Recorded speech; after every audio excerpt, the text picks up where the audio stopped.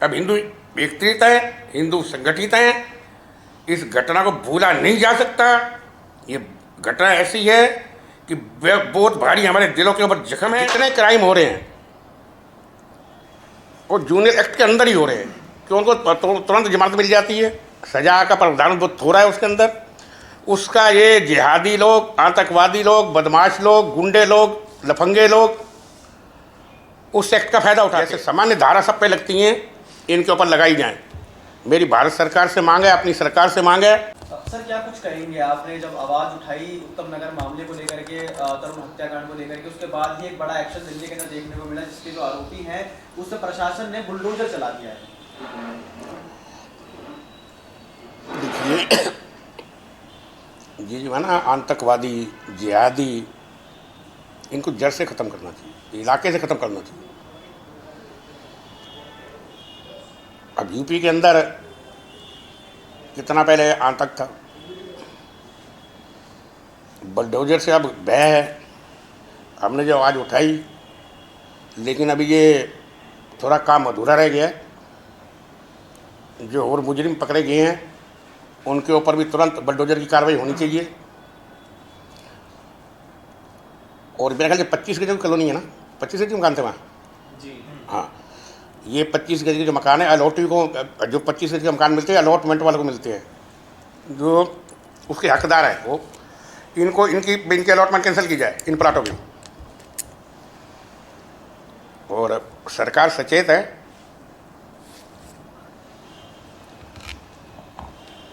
Action का reaction तो होता ही है। वो हुआ और होगा। सर क्या कारण रहता है, कोई भी त्योहार हो इस मामले में जो है विशेष समुदाय है उनके ही हाथ नजर आते हैं, कोई भी अपराध करते हैं तो? इनके पीछे सोच है जी, जो मैं पहले भी कह चुका हूँ, ये कांग्रेस की तुष्टीकरण की नीति थी, उसी की वजह से होता है। इनके दिमागों में भरा जाता है, इनके मदरसों में भरा जाता है। अभी मैंने सुना है कि नाबालग भी है इसके अंदर शामिल। तो जो हिंदुस्तान के अंदर एक्ट है जुवेनिल ऑफेंस, नाबालिगों पर लागू होता है, इसे तुरंत हटाया जाए। हमारे हिंदू इतिहास के अंदर जिस 12 साल के किसी बच्चे की मौत होती है तो उसका क्रियाक्रम नहीं होता, 12 साल के ऊपर वाले का क्रियाक्रम होता है। ये हमारे शास्त्रों में है, विधि विधान में है। इसीलिए इस कानून को जो 12 साल 14 साल से ऊपर तक लाके उसको व्यसक माना जाए और इनके ऊपर जैसे सामान्य धारा सब पे लगती हैं इनके ऊपर लगाई जाए। मेरी भारत सरकार से मांग है, अपनी सरकार से मांग है कि इस कानून के अंदर बदलाव किया जाए। जितने क्राइम हो रहे हैं और जूनियर एक्ट के अंदर ही हो रहे हैं कि उनको तुरंत जमानत मिल जाती है, सजा का प्रावधान बहुत हो रहा है उसके अंदर। उसका ये जिहादी लोग, आतंकवादी लोग, बदमाश लोग, गुंडे लोग, लफंगे लोग उस एक्ट का फायदा उठाते हैं। उन बच्चों को तैयार करते हैं कि कानून तो तुम्हारा कुछ बिगाड़ नहीं पाएगा, जाते ही तुम्हें बेल मिल जाएगी, सजा तुम्हें होगी नहीं।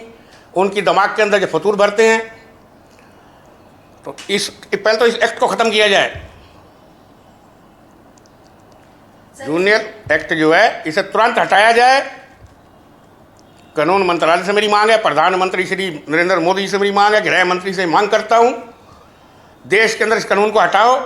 90% मैं दावे से कह रहा हूँ क्राइम खत्म हो जाएगा।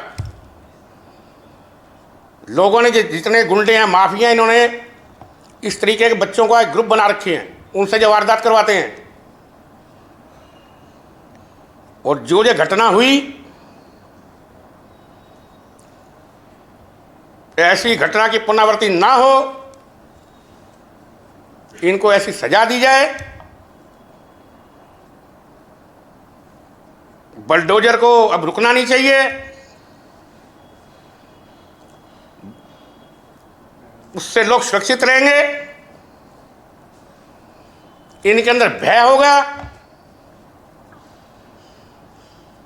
मेरे तो ये मानना है। देखिए सर, अब कहीं ना कहीं लोग ये सवाल उठा रहे हैं, ऐसा ही मामला उत्तर प्रदेश के अंदर होता तो वहाँ 4 दिन वेट ना करना पड़ता, लोगों को सड़कों पे नहीं आना पड़ता। दिल्ली के अंदर भी भाजपा की सरकार है, उत्तर प्रदेश के अंदर भी भाजपा की सरकार है, दिल्ली के अंदर क्यों 4 दिन बुलडोजर एक्शन में लगे सर? देखिए, एक्शन में टाइम लगता है, पहले कोई उसका कोई विधान होता है, लोकतंत्र है, चुनी हुई सरकार है, सरकारें कानून से चलती हैं, संविधान से चलती हैं। एक्शन तो हुआ, जी जी हुआ एक्शन ना। जी।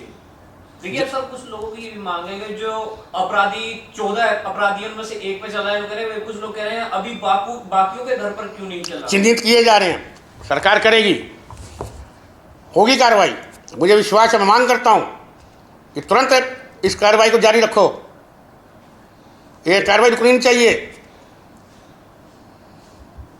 इस कार्रवाई को नहीं रुकना चाहिए। लेकिन सर, जैसे ही बुलडोजर एक्शन किया गया, जिस घर पे किया गया, जिस हत्यारे के घर पे किया गया, उनका कहना है कि एक घर तोड़ देगा तो क्या होगा, हमारे पास तो 4-5 घर है, हम तो दोबारा बना लेंगे। तो उस पर क्या कहना चाहते हैं? बनाए ना, बना ले, कहाँ से बनाएंगे? कोई बनने देगा इनका घर? कैसे बना लेंगे? जब मैं कह रहा हूँ उनका अलॉटमेंट ही कैंसिल करो, प्लॉट गिरो इनसे। डीडीए का प्रधान है, जब प्लॉट 25 का दिया जाता है, उसके ऊपर ये है उसमें कि वही व्यक्ति रहेगा, उसे बेचा नहीं जा सकता। ये 6 दफा बिके हुए हैं। सर देखिए, लगातार देखा जाता है तमाम मुद्दों पर विपक्षी पार्टियां हो, चंद्रशेखर रावण हो, बोलते हुए नजर आते हैं। आज चंद्रशेखर रावण की चुप्पी क्या साबित करती है सर? देखिए, कोई पार्टी नहीं बोली, कांग्रेस पार्टी का कोई मैंने बयान नहीं देखा अखबार के अंदर, ना आम आदमी पार्टी का देखा है। यही वजह है ना, जड़ यही है, इसी से उन्हें प्रोत्साहन मिलता है, इनकी चुप्पी से। ये हिंदू को तो ऐसा समझते हैं मूली गाजर। अगर अभी किसी मुसलमान का हो गया होता, इन्होंने तूफान खड़ा कर देना था। क्या सर ये लोग इसलिए चुप्पी साध लेते हैं कि हिंदुओं पे हो रहा है तो कोई फर्क नहीं पड़ रहा इन लोगों को? देखिए, मैंने कहा ना, इनका वोट बैंक है वो। पहले हिंदू डिवाइड था, इन्होंने जात पात में बांट रखा था हिंदुओं को, तो ये उनके वोटों से जीत जाते थे। अब हिंदुओं के अंदर ये भावना प्रबल हो गई है, किसी जात का वो हिंदू पहले है, और जब जब हिंदू जागता है, धरती के ऊपर परिवर्तन आता है। महाभारत में जागे तो उस तरीके के परिवर्तन आते हैं। अब हिंदू एकत्रित है, हिंदू संगठित है, इस घटना को भूला नहीं जा सकता। ये घटना ऐसी है कि बहुत भारी हमारे दिलों के ऊपर जख्म है। भीम आर्मी चीफ चंद्रशेखर रावण हमेशा ये कहते हुए नजर आते हैं कि मुस्लिम समुदाय को कोई गलत साबित करके दिखाते हैं। हाँ, मैं पूरे मुस्लिम समुदाय की बात नहीं कर रहा, मैं जिहादियों की बात कर रहा हूँ, मैं कट्टरपंथियों की बात कर रहा हूँ, मैं इनके मदरसों की बात कर रहा हूँ। शिक्षा प्रणाली एक होनी चाहिए, ये अलग अपना मदरसे खोल के बैठ जाते हैं। वहाँ होता है इनके एक ही तो किताब है इनकी, जिहाद, जिहाद, लव जिहाद, जमीन जिहाद, इनका काम ही ये। जिहाद शब्द को तो उन्होंने ऐसा पकड़ रखा है, उसी का सहारा लेके। सर, तरुण हत्याकांड में जो दूसरा पक्ष है उसका बयान भी सामने आया है और उसमें महिला रोती हुई कहती है कि हमारा पक्ष नहीं दिखाया जा रहा है। उनसे आप क्या कुछ कहना चाहेंगे? इससे बड़ा पक्ष क्या होता है? एक नौजवान को मार दिया, दुनिया ने देख ली पक्ष इनका क्या पक्ष, तुमने मार दिया लाठी डंडे वो सरियों से लाके, ये पक्ष होता है इनका। कोई झगड़े की वजह होती है, क्या सुना पक्ष तुम्हारा? और मैं तो एक हिंदुओं से अपील करता हूं, परशुराम की सेना बनो, तरसूल से काम नहीं चलेगा। घर में कुल्हाड़ी रखो, क्या रखो? कुल्हाड़ी, परशुराम का उनका प्रश्न था ना, अपनी सुरक्षा के लिए कुछ तो रखना पड़ेगा।